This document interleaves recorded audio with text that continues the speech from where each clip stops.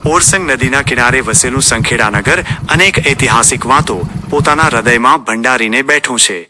સંખેડા નગરમાં એક સમયે નગરપાલિકાનું શાસન હતું, પરંતુ સમય જતા વસ્તી ઘટવાને કારણે આજે ત્યાં ગ્રામ પંચાયત કાર્યરત છે. આ વિડીયોમાં તમે સંખેડાના પ્રખ્યાત ચોરા બસ સ્ટેન્ડથી લઈને ઓરસંગ નદી સુધીના મનોહર દ્રશ્યો જોઈ શકશો, જે દરેક સંખેડિયન માટે યાદોનો ખજાનો બની રહેશે. નદી તરફ જતો રસ્તો જ્યાંથી શરૂ થાય છે તે કમાન આકારનો ગેટ આજે પણ અડીખમ છે, જેની એક બાજુએ આવેલ મહિલા શિવણ ક્લાસે અનેક બહેનોને આર્થિક રીતે પગભર કરી છે. જો કે હાલ તે બંધ અવસ્થામાં છે.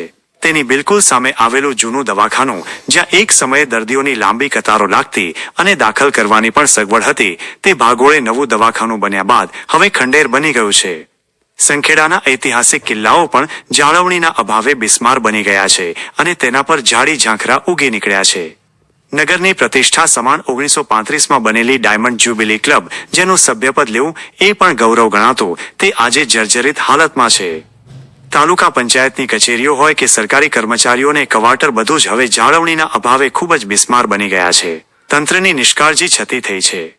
અહીંયા પાલિકા બાગ છે, જ્યાં અનેક લોકો ફરવા માટે આવતા હતા, ત્યાં પણ તંત્રની નિષ્કાળજી જોવા મળી રહી છે.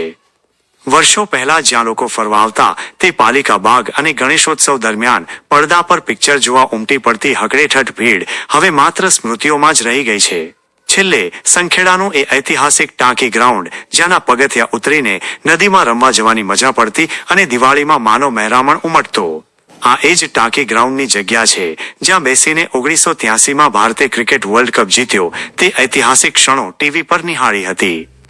આશા છે કે વડોદરા કે વિદેશમાં વસતા દરેક સંખેડિયનને આ વિડીયો ગમશે, તો આ વિડીયોને વધુમાં વધુ લાઇક, શેર અને સબસ્ક્રાઇબ કરવા વિનંતી.